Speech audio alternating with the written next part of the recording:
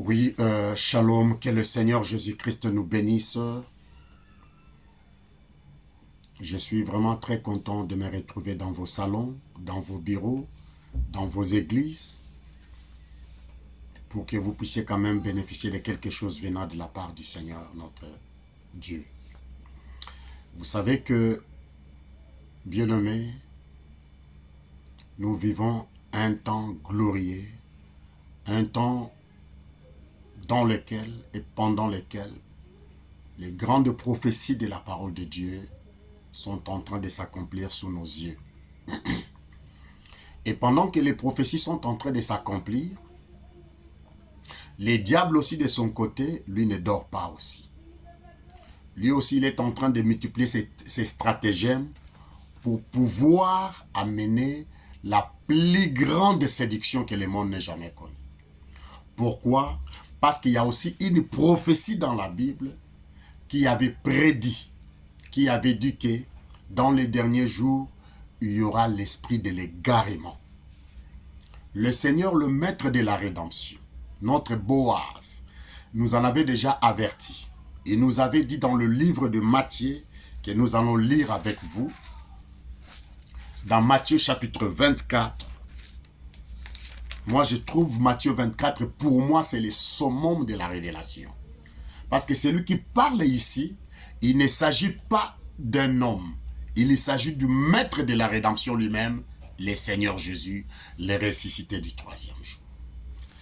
Écoutez ce que le maître nous dit. J'aimerais lire cette écriture. Matthieu chapitre 24, saisissez très bien. Écoutez-moi très bien, bien-aimés frères et sœurs. Matthieu 24, le verset 3e jusqu'au verset 5e. Les apôtres viennent poser une question à 3 volets à notre maître. Au lieu que le maître se mette à répondre à la question posée, il va introduire autre chose et il va briser le premier sceau. Et le premier sceau qu'il est en train de briser ici, c'est le sceau de l'antichrist ou le sceau de l'apostasie ou le sceau de la séduction. La Bible me dit ceci. Je lis la Bible au nom du Seigneur Jésus-Christ. Je l'ai dit et je le répète, je le répéterai toujours. Un peuple, un homme, une femme qui ne lit pas la Bible, vraiment, c'est une cible facile de l'ennemi pour la séduction. Comment peut-on dire qu'on est chrétien quand on ne lit pas la Bible? Comment peut-on dire qu'on est chrétien quand on n'a pas une Bible à la maison? Ça, je ne crois pas que vous êtes un chrétien. Parce que la Bible me dit, la foi vient de ce qu'on entend, et ce qu'on entend vient de la prédication de Christ. C'est-à-dire que quand on est en train de nous prêcher, nous devons être comme des chrétiens de Béret. La Bible dit, les chrétiens de Béret vérifiaient chaque chose. Nous ne sommes pas des gobes-mouches. Nous ne sommes pas là pour dire Amen, Alléluia, Dadi, non. Nous sommes là pour vérifier les Écritures parce que nous sommes au summum de la séduction. J'insiste bien, mes frères et sœurs. Nous vivons un temps compliqué et complexe. Un temps dans lequel et pendant lequel la séduction bat les records dans tous les sens du mot et dans tous les sens des termes. En tout cas, je vous supplie, si vous n'avez jamais eu une Bible, achetez-en une. Si vous n'avez pas l'habitude de lire la Bible, bien mes frères et sœurs, je vous en supplie, au nom du Seigneur Jésus-Christ, prenez le temps de lire ne fût-ce qu'une page de la Bible chaque jour. Parce que chaque jour, vous mangez la semoule, chaque jour, vous mangez les foufous, chaque jour, vous mangez quelque chose pour que vous ayez la force physique pour continuer à vivre. Mais si vous ne mangez pas la parole de Dieu, comment votre âme va grandir? Matthieu chapitre 24, verset 1er. Comme Jésus s'en allait au sorties du temple, ses disciples s'approchèrent pour lui en faire remarquer les constrictions. Mais il leur dit, voyez-vous tout cela? Je vous l'ai dit en vérité, il ne restera pas ici pierre sur pierre qui ne soit renversé. Il s'assit sur la montagne des Oliviers. Les disciples vinrent en particulier lui poser cette question. Dis-nous quand cela arrivera-t-il? Quel sera le signe de ton avènement et de la fin du monde? On lui pose une question à 3 volets. Et c'est une question pertinente qui concerne le temps de la fin. Mais le maître a compris très bien la question posée. Il a trouvé que la question posée était capitale pour le devenir de ses disciples ainsi que de nous. Il dit maintenant, avant que vous compreniez toutes ces choses, il y a quelque chose qui doit venir avant que moi, Christ, je revienne. Il introduit la chose. Il répond la chose. Brisons les sceaux. Le verset 4e, Matthieu 4. Matthieu 24. Le verset 4e là, c'est Apocalypse 6, 1 à D. Écoutez. Jésus leur répondit, prenez garde que personne ne vous séduise. Le maître dit, prenez garde que personne ne vous séduise. Verset 5. Car plusieurs viendront sous mon nom disant, c'est moi qui suis le Christ, ils séduiront beaucoup de gens. Ça, c'est le premier sceau. Et le verset 24e, il dit, car il s'élèvera des faux Christ et des faux prophètes, ils feront des grands prodiges et de miracles au point de séduire, s'il était possible, il y a les conditionnels, même les Élis. C'est-à-dire que nous sommes dans les summum de la séduction. Comme Christ était le summum de la révélation, comme Christ était le summum de tous les prophètes, comme Christ était le summum le carrefour de toutes les prophéties, Matthieu 24, 24, c'est le summum de toute la séduction sur la terre. Voilà pourquoi je vous en supplie, bien-aimés frères et sœurs, ayez le temps de lire la Bible. Et dans Apocalypse chapitre 6, regardez ce que le maître fait. Nous sommes toujours dans les Écritures. Je n'ai pas encore touché les livres de Branham. Je suis encore dans les Écritures. Je suis en train de vous amener à comprendre combien et comment l'Église de Christ a été infiltrée depuis le 3e siècle jusqu'à aujourd'hui. Apocalypse chapitre 6. Et regardez. J'ai regardé quand l'agneau ouvrit un des 7 sceaux. J'entendais l'un des 4 êtres vivants qui disait comme d'une voix de tonnerre, viens. Verset 2. J'ai regardé et voici Paris un cheval blanc. C'est un cheval blanc qui apparaît au premier. Et ce cheval blanc-là, ce n'est pas le cheval de Christ. Ce n'est pas la puissance de Christ. Parce qu'un cheval, c'est une puissance. Écoutez, celui qui les montait avait un arc, une couronne lui fit donner, il partit en vainqueur pour vaincre. Ça, c'est le sceau de l'Antichrist. Donc, Apocalypse 6, 1 à D égale à Matthieu 24, 4 et 5. C'est ça le premier sceau, le Christ brise. Il dit, prenez garde que personne ne vous séduise. Or, Apocalypse 6, 1 à D, c'est ça le premier sceau, que les sceaux de l'Antichrist. Il monte un cheval blanc, il vient comme Christ, mais pourtant il est Antichrist par rapport à son enseignement. Donc, il va introduire, il va enseigner sournoisement, introduisant des choses qui ne vont pas cadrer avec les caractères divins. Or, les caractères divins de Dieu, c'est sa parole. Le diable s'attaquera à la parole de Dieu. Voilà pourquoi ce soir, cela dépend de l'heure à laquelle vous allez suivre cette vidéo, nous allons comprendre qu'un homme dans ces derniers temps, depuis 1906, il s'est élevé un homme qui s'est dit prophète du temps de la fin, avec un message soi-disant venant de Dieu. Mais moi, j'ai été dupé, j'ai été séduit, j'ai été dans cet enseignement-là pendant 33 ans, bien-aimé. Ni t'était la grâce d'Adonai, ni t'était la grâce de notre Seigneur Jésus-Christ, je me retrouverai toujours dans le pétrin. Mais gloire soit rendue au maître. J'ai compris une chose. Si le maître avait permis que je puisse croire à cela, c'était pour que quand une fois je serais sorti, c'est pour pouvoir aider les autres. Parce que l'on ne peut pas aider les autres si vous-même, vous n'étiez pas dedans. C'est comme le cas de Saoul. Saoul était un prosélyte. Saoul était un grand religieux. Il a même participé à la mort de son futur ami, Étienne. Mais une fois que Dieu a fait sortir Saoul et qu'il est devenu Paul, il a compris la grandeur de la révélation. Vous voyez? Vous allez comprendre. J'étais comme Moïse, j'étais né en Égypte, je suis grandi dans la maison des pharaons, et quand l'heure de la délivrance avait sonné, Dieu a repris Moïse. Pour que quand Moïse viendra, il va vous dire tout ce qui se passe dans la maison des pharaons, vous ne puissiez pas douter. C'est-à-dire que moi, je suis l'un de ceux qui étaient dans le message de Branham. J'étais un grand, je vous dis, dans ma génération, parmi les grands défenseurs du message de Branham, j'ai été dans ma jeunesse, de ma génération, je vous dis la vérité, j'étais l'un de ceux qui ont défendu le message de Branham. Les années 89, 90, jusqu'à 2017. L'un des défenseurs du message de Branham. Je même prêchais que la plénitude de la divinité de Christ était dans William Branham. J'avais prêché même que le 28 février 1963, c'était le retour du Seigneur Jésus-Christ. Vous voyez dans quel pétrin j'étais. J'avais prêché beaucoup de fausses choses, croyant que c'était la vérité.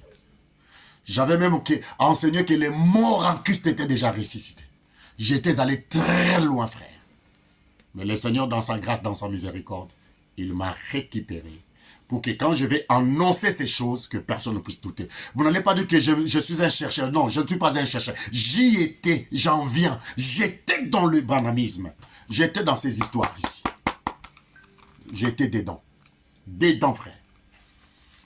Dans le branhamisme. J'étais dedans. Voilà, maintenant, nous allons parler de quelque chose. Nous allons démontrer que cet homme qui s'est proclamé le prophète de Dieu, et pourtant il ne l'était pas. Ce n'est pas moi qui va le conclure. Vous-même, vous allez tirer des conclusions. Nous allons parler sur l'adoration devant les images. Est-ce que le Dieu de la Bible nous autorise de nous prosterner devant les images?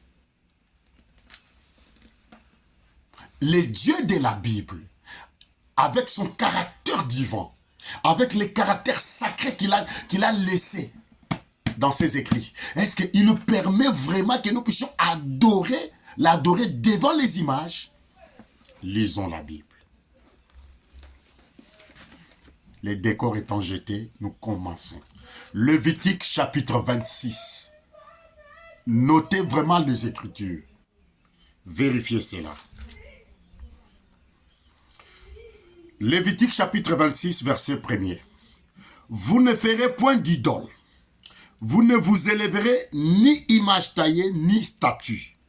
Et vous ne placerez dans votre pays aucune pierre ornée de figures pour vous prosterner devant elle, car je suis l'Éternel, votre Dieu. Le Dieu de la Bible dit, vous n'allez pas vous prosterner devant les images taillées ou devant une pierre ornée d'une figure d'homme.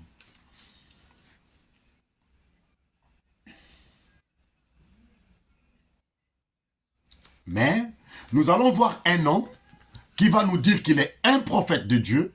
Il va faire le contraire de ce que Dieu dit. Il va amener les gens, il va s'amener tout d'abord lui-même à adorer devant cette image-là, et il amènera aussi les autres à adorer devant cette image-là. Et vous-même, vous allez donner des réponses. Est-ce qu'un homme comme ça, vient-tu de la part du Seigneur? Est-ce qu'un homme comme ça, c'est Dieu qui l'a envoyé? Parce que la Bible dit, vous ne ferez point d'idole, vous ne vous élèverez ni image taillée, ni statue, vous ne le placerez dans votre pays aucune pierre ornée de figures. Mais nous allons voir cet homme qui va nous amener à orner des figures. Vous voyez cette image. J'aimerais que vous puissiez voir cette image. Vous voyez cet homme ici. C'est blanc ici. Hein? J'aimerais agrandir ça. Vous voyez cet homme ici? Voilà. Vous voyez cet homme ici? C'est de lui que je vais parler. Vous voyez toujours cette image partout dans les églises du Branham Tabernacle. Dans tous les tabernacles de Branham, vous allez voir cette image. Et de lui, maintenant, je vais vous démontrer. La Bible dit, vous ne placerez jamais, vous ne ferez point d'idole, vous ne vous élèverez ni image taillée, ni statue, et vous ne placerez dans votre pays aucune pierre ornée de figures pour vous prosterner devant elle. Ça, c'est une pierre ornée d'une figure. Et on l'adore. C'est blanc ici. Ça, ce n'est pas le Seigneur Jésus-Christ. Ça, c'est un démon. Ce n'est pas le Seigneur Jésus. Celui-là, c'est un démon. C'est Hoffman qui l'avait peint. Nous saurons qui est Hoffman. Hoffman était le 33e degré du franc-maçon. Ça, c'est le Dieu d'Hoffman. Ce n'est pas le fils de Dieu de la Bible. Non, faux. Nous allons lire. Deutéronome chapitre 4. Gloire à Dieu maintenant, parce que Dieu nous donne maintenant toutes les capacités possibles. Vous allez commencer à nous suivre même pas à partir des... Et vous allez voir des images. Deutéronome chapitre 4. Écoutez très bien, bien-aimés frères et sœurs. Gloire soit rendue au Seigneur. Je suis encore dans la Bible. Écoutez. Deutéronome chapitre 4, verset 15. Puisque vous n'avez vu aucune figure le jour où l'Éternel vous parla du milieu de feu à Horeb, veillez attentivement sur vos âmes, de peur que vous ne vous corrompiez et que vous ne vous fassiez une image taillée, une représentation de quelques idoles, la figure d'un homme, il dit la figure, oh Seigneur, la figure d'un homme, ou d'une femme, la figure d'un animal qui soit sur la terre, la figure d'un oiseau qui vole dans les cieux, la figure d'une bête qui rampe sur le sol, la figure d'un poisson qui vit dans les eaux au-dessus de la terre. Veille sur ton âme. La Bible dit, veille sur ton âme. Il ne faut jamais te prosterner devant une telle figure. Le Seigneur d'Israël, l'Adonai d'Israël dit, veille sur ton âme. Ne le faites jamais. Veille sur ton âme. Amen. Dieu dit, veille sur ton âme. Deutéronome 27, verset 15. Écoutez très bien. Je lis tout d'abord les Saintes Écritures. Je pose les fondements sur les Saintes Écritures. Alors maintenant, nous allons lire William Branham pour les comparer avec les Écritures. Parce que lui dit qu'il est le prophète qui devait nous ramener. Donc, il devait nous ramener à l'adoration, à la sainte adoration. Il devait nous introduire à une adoration véritable. Une adoration véritable. Mais nous allons voir, si lui, il nous fait le contraire, nous allons les lapider. Parce qu'il nous a dit qu'il est mandaté avec l'onction d'Élie. Oh, le Tishbite là-bas, il avait défié les 850 prophètes. Les 450 prophètes de Baal plus les 400 prophètes d'Astarté. Oh, Élie le Tishbite a évité que le peuple de Dieu ne puisse jamais se prosterner devant les idoles de Baal. Mais lui, William Branham, il va faire le contraire. Est-ce qu'il a été mandaté par l'onction divine du Saint-Esprit?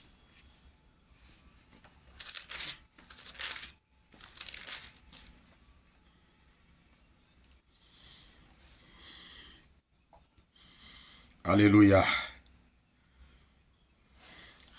La Bible dit, maudit soit l'homme qui fait une image taillée ou une image en métal fondu, abomination de l'Éternel, œuvre de main d'un artisan. Maudit soit l'homme. Maudit soit l'homme. Deutéronome 27, verset 15. Maudit soit l'homme qui fait une image taillée ou une image en métal fondu, abomination de l'Éternel, œuvre de main d'un artisan, qui la place dans un lieu secret, et tous les peuples répondraient et dira Amen. Amen. Maintenant, je prends William Branham. Dans la prédication intitulée, écoutez très bien, dans la prédication intitulée « La marque de la bête », prêchée le 13 mai 1954, paragraphe 166. C'est comme ça que la dispensation des nations a commencé, avec une forme païenne d'adoration. Ça, je dis Amen. Parce que là-bas à Chaldée, là-bas à Babylone, la dispensation des nations avait commencé avec une adoration païenne. Avec une forme païenne d'adoration religieuse, avec une persécution pour les forcer à s'y plier. Et la Bible annonce que ça se terminera de la même façon. Un saint homme, Jésus-Christ, une image de lui à adorer. Un saint homme, Jésus-Christ, une image de lui à adorer. Donc William Branham nous dit qu'au temps de la fin encore, les gens feront une image de Jésus-Christ étant un saint homme, croyant, pensant qu'ils adorent Christ, et pourtant ça c'est de l'idolâtrie. C'est William Branham qui le dit. Il dit une image à adorer et ainsi de suite. Ça c'est William Branham qui dit. Ça c'est un bon conseil, je dis Amen, il avait raison. William Branham dit une chose, c'est lui-même qui fait le contraire de ce qu'il dit. Ça, je viens de lire La marque de la bête, prêché le 13 mai 1954, paragraphe 166. Maintenant, je prends maintenant une autre citation. Le témoignage prêché le 28 novembre 1963 matin, paragraphe 148. Je ne me suis jamais soucié de la photo de Salman. Qui est Salman? Salman aussi fut un grand peintre américain. Si vous voulez chercher dans le Google, vous tapez S-A-L-L-M-A-N, Salman. Donc un peintre américain. Lui aussi, il avait peint l'image de Jésus. Branham dit, comme il avait toutes ces images dans sa maison, il dit, l'image qu'il avait toujours, qu'il a toujours aimé, désiré, ce n'était pas l'image de la photo de Salman, mais nous allons écouter lui-même, Branham va parler. Il dit, j'aime celle d'Hoffman. Branham dit, j'aime celle d'Hoffman, le portrait de Christ à 33 ans. Donc c'est l'image que Branham aimait beaucoup. Nous allons voir où est-ce qu'il va placer cette image. Cet homme au barbi blanc. Cet homme, ce n'est pas notre Seigneur Jésus-Christ. Voilà pourquoi toi qui as des photos comme ça, même si tu as des photos d'autres images qu'on te dit Jésus, personne n'a vu Jésus, personne n'a photographié Jésus. C'est de l'idolâtrie. Vous faites la même chose que les catholiques et les kimbanguistes. Il dit, j'aime celle d'Hoffman, le portrait de Christ à 33 ans.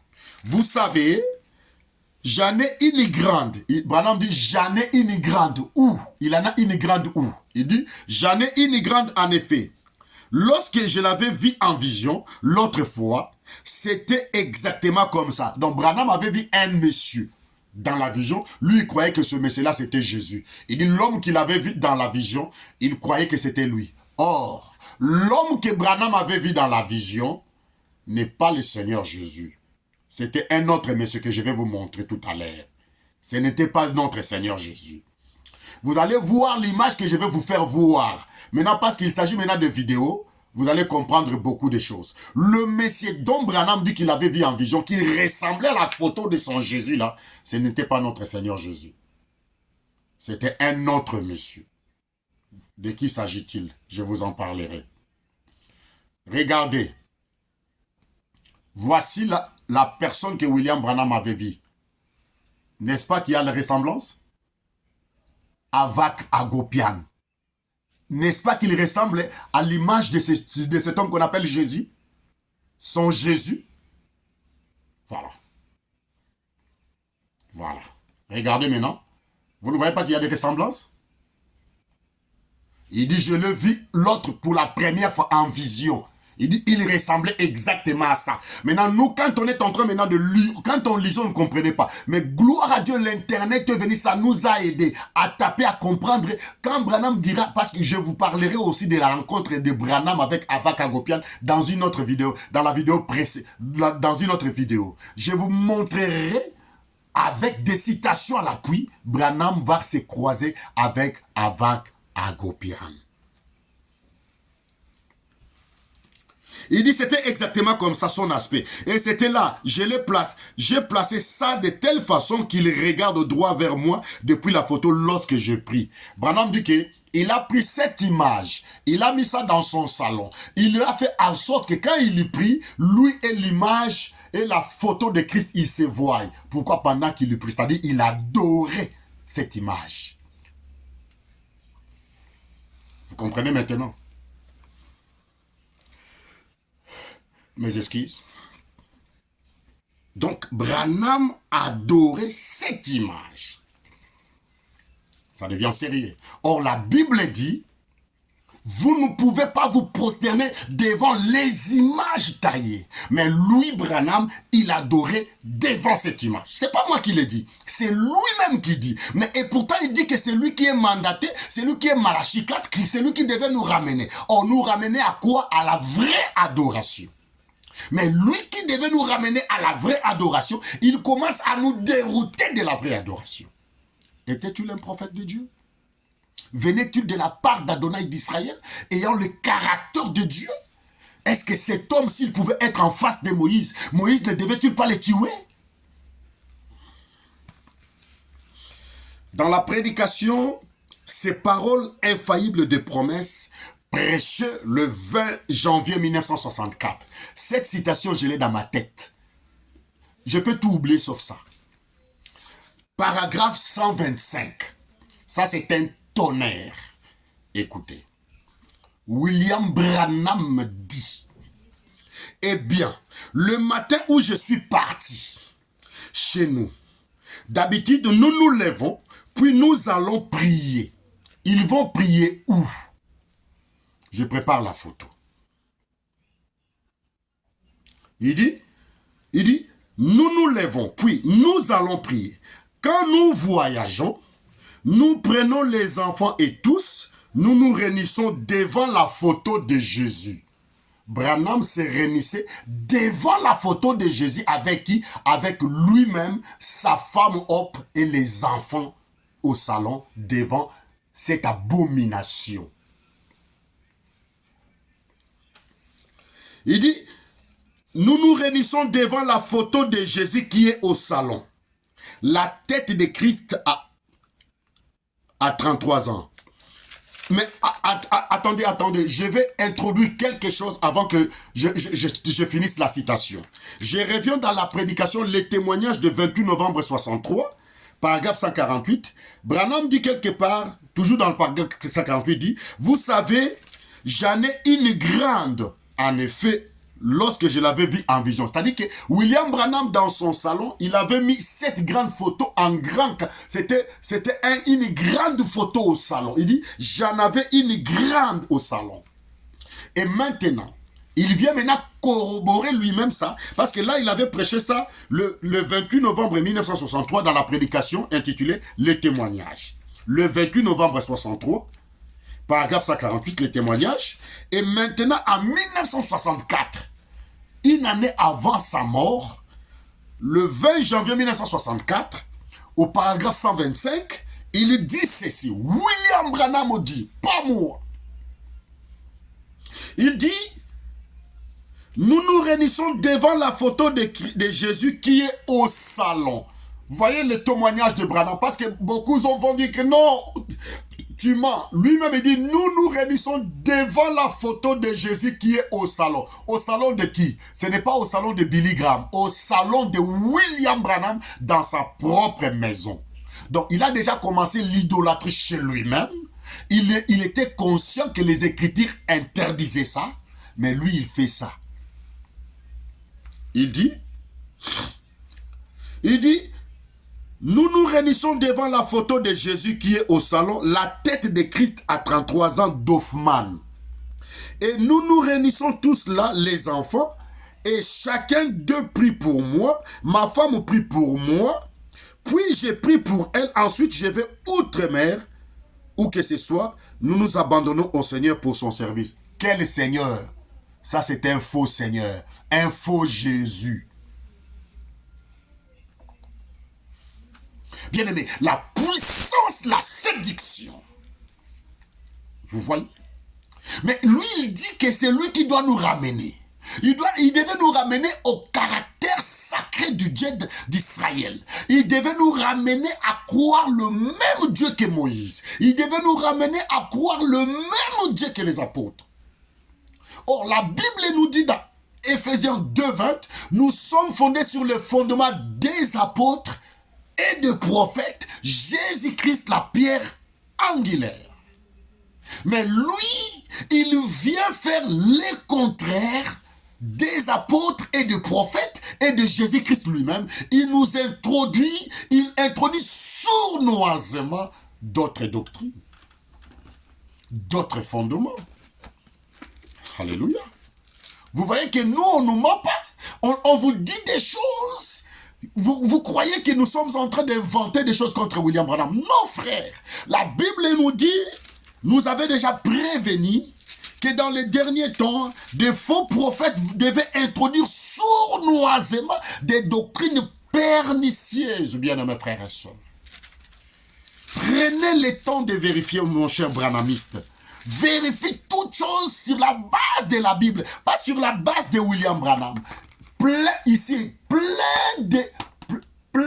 de mensonges, plein de fausseté dans ces choses ici.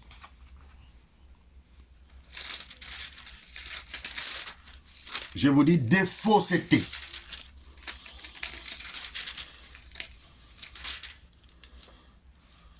Voilà pourquoi, frère, quand nous vous disons ces choses, nous savons de quoi est-ce que nous parlons. Parce que moi, j'y étais, j'en viens. J'étais dans le branhamisme, frère. C'est une puissance occulte qui vient du bas-fond de l'enfer. Je vous dis la vérité. Écoutez qu'est-ce que le Saint-Esprit de Dieu dit au travers du véritable ministère apostolique d'apôtre Pierre. 2 Pierre chapitre 2, le premier verset. Écoutez très bien. Il y a eu parmi le peuple de faux prophètes. Il y aura de même parmi vous de faux docteurs qui introduiront sournoisement des sectes pernicieuses. N'est-ce pas que William Branham est en train d'introduire sournoisement une autre adoration? Sournoisement, il introduit ça.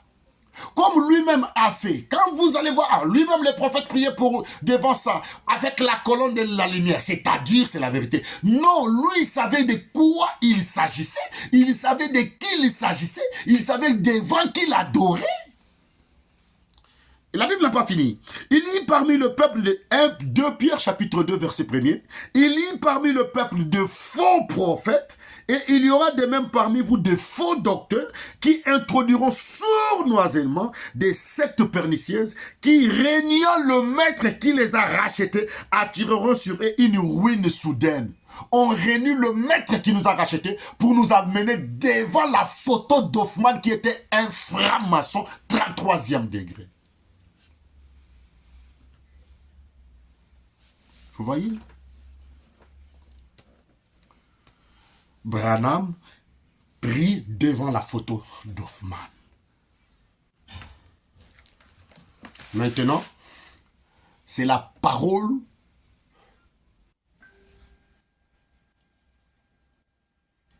qui nous éclaire. C'est la Bible.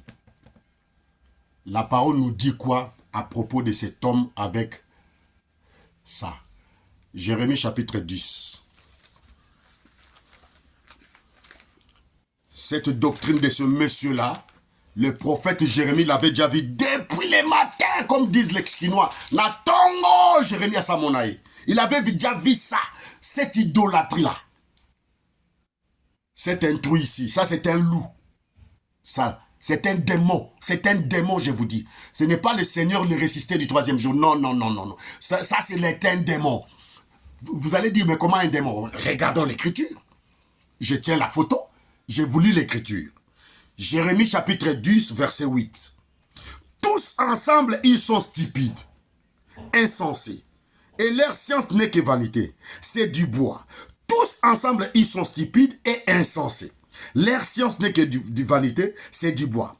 On apporte des Tarsis de lames, d'argent et du phase de l'or. L'ouvrier et la main de l'orfèvre le mettent en œuvre. C'est-à-dire ce sont des artistes, des artisans, des peintres, tout ce monde-là. Écoutez bien, man. Il dit, les vêtements de ces dieux, au pluriel, le vêtement de ces dieux, Banzambe Wana. Écoutez très bien, hein? Le vêtement de ces dieux, écoutez, Dieu d'Israël ne dort pas. La Bible met à découvert toutes les fausses doctrines. Écoutez, le vêtement de ces dieux sont d'étoffes teintes en bleu et en pourpre. Vous voyez combien de couleurs ici?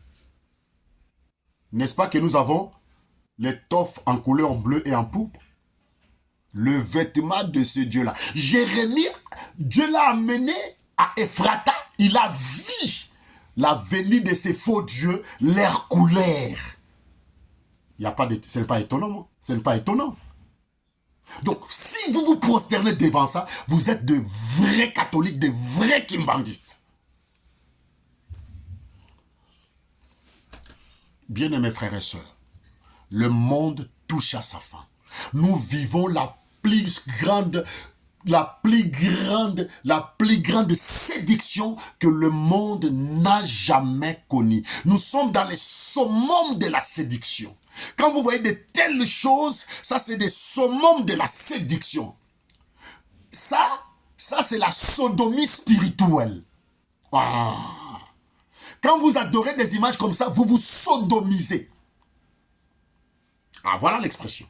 Ça, c'est les sons. Donc, oh non, les gens sont aujourd'hui, les gens sont des lesbiennes. Vous aussi, vous êtes des lesbiennes spirituelles. Vous êtes des homosexuels spirituels. Ça, c'est la sodomie.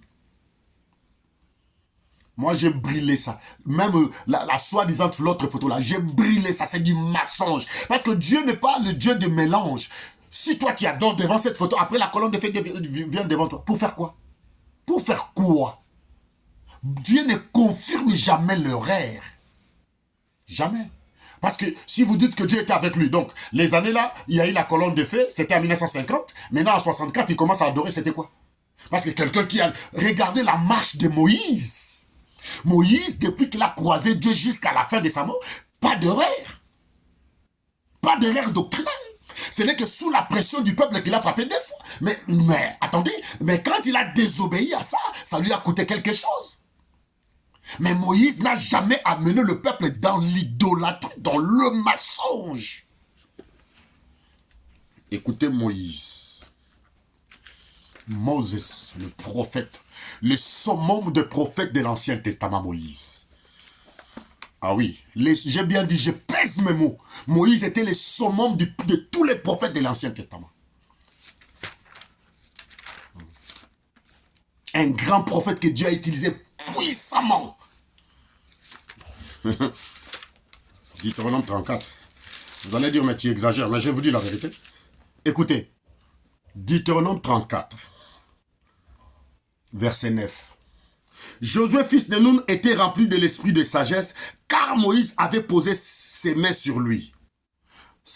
Tout ne devait que venir au travers de Moïse. Moïse a posé ses mains et Josué avait reçu l'esprit de sagesse. Écoutez, les enfants d'Israël lui obéirent et se conformèrent aux ordres que l'Éternel avait donnés à Moïse. Écoutez, verset 10.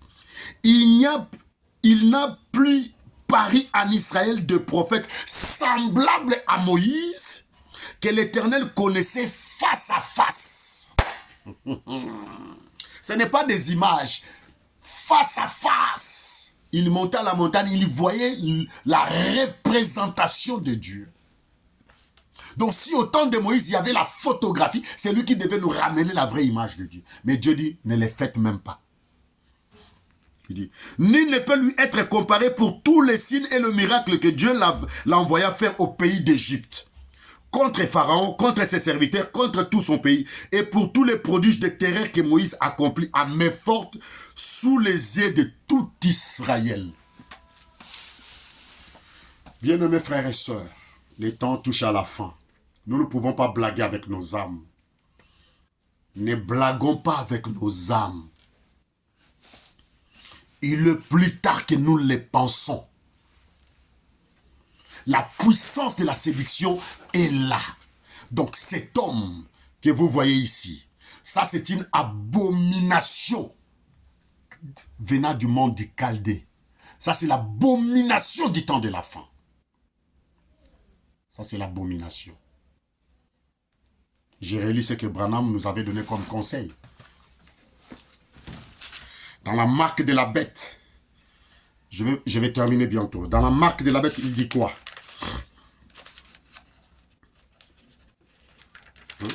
Il dit, la marque de la bête, paragraphe 166, prêché le 13 mai 1954.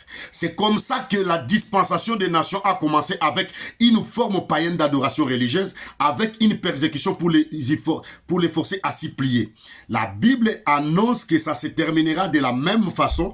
Un saint homme, Jésus-Christ, une image de lui, à adorer, et ainsi de suite. Donc, quand vous vous prosternez dans vos tabernacles, vous allez dire que non, nous on ne prie pas. Non, mais le fait est qu'on l'a déjà mis là-bas. Je vous donne une illustration pour que vous compreniez très bien les choses. Le jour où tout le monde devait adorer la statue de Belchastar, est-ce que même ceux qui étaient très loin voyaient la statue? Non. Mais le fait est que de se prosterner, d'avoir dans la pensée cette image-là, vous êtes des idolâtres.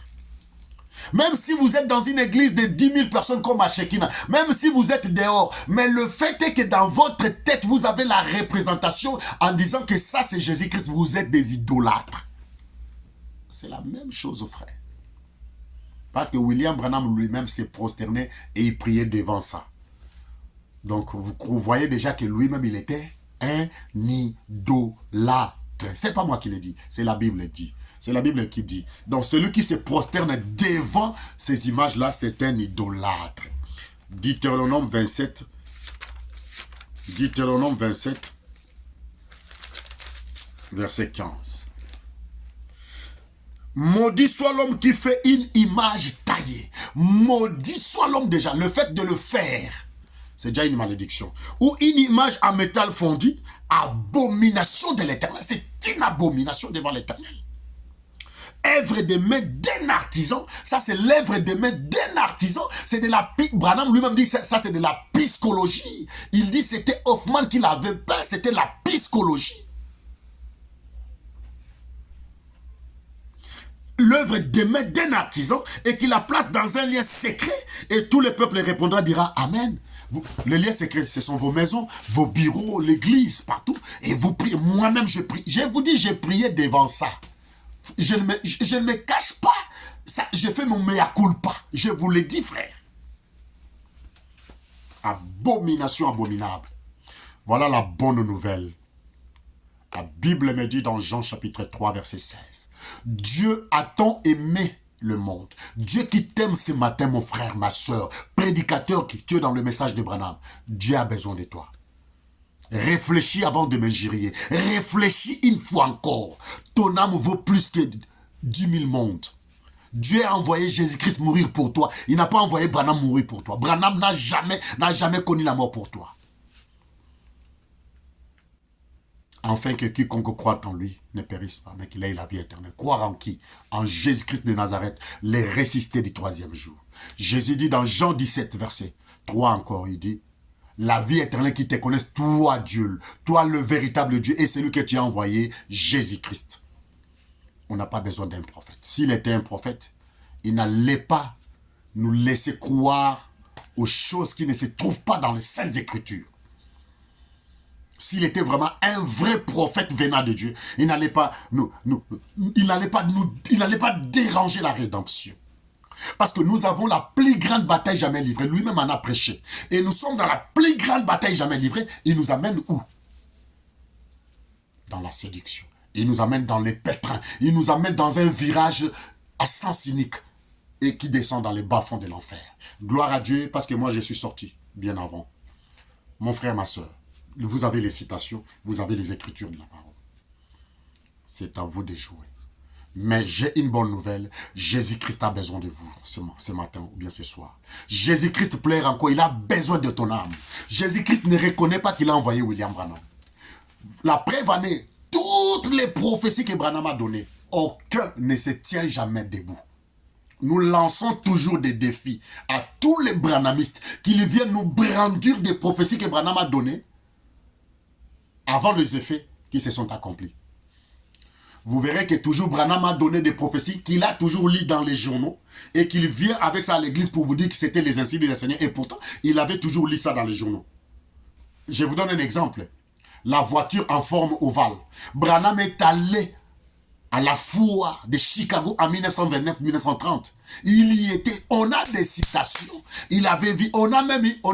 Maintenant, là, c'est la vidéo. On va commencer à vous amener des journaux, vous allez voir. La voiture à forme de l'œuf. C'est pas une prophétie.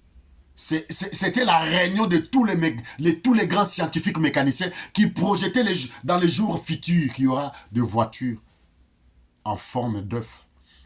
Et la voiture en forme d'œuf, ce n'est même pas la summum de la science. Ce n'est pas la summum de l'invention aujourd'hui. Nous avons maintenant des voitures volantes que la Chine vient d'inventer. La voiture qui vole, ça dépasse même la voiture. Ah oui, frère. Donc, tout ça, c'est du pipeau. 1977, on en viendra, on parlera, on va vous démontrer, citation sur citation, où est-ce que Branham nous a amené, vous amène dans les bateaux. Frère, nous sommes au temps de la plus grande bataille jamais livrée. Nous sommes au temps de la summum de la séduction, comme le maître avait dit. Prions beaucoup. Lisons la Bible. Aimez le Seigneur Jésus-Christ plus que toute autre chose. L'unique chose. Il y a un enfer à éviter, un ciel à gagner. Où passera-t-il ton éternité? Si vous avez aimé ça, partagez la vidéo. Ne soyez pas égoïste. Likez, aimez, abonnez-vous parce qu'il y a à manger, à boire. Au reste que les résistés du troisième jour vous bénissent. Je vous aime beaucoup. Et Dieu a permis que nous puissions avoir cela. Nous avons aussi, si vous avez l'Android, allez sur Play Store, tapez TV Bonsomi, Radio TV Bonsomi. Vous allez nous suivre là où nous allons encore déposer des citations, beaucoup de vidéos. Et je reviendrai aussi à Rehoboth ici pour déposer aussi beaucoup de vidéos dans ce sens-là.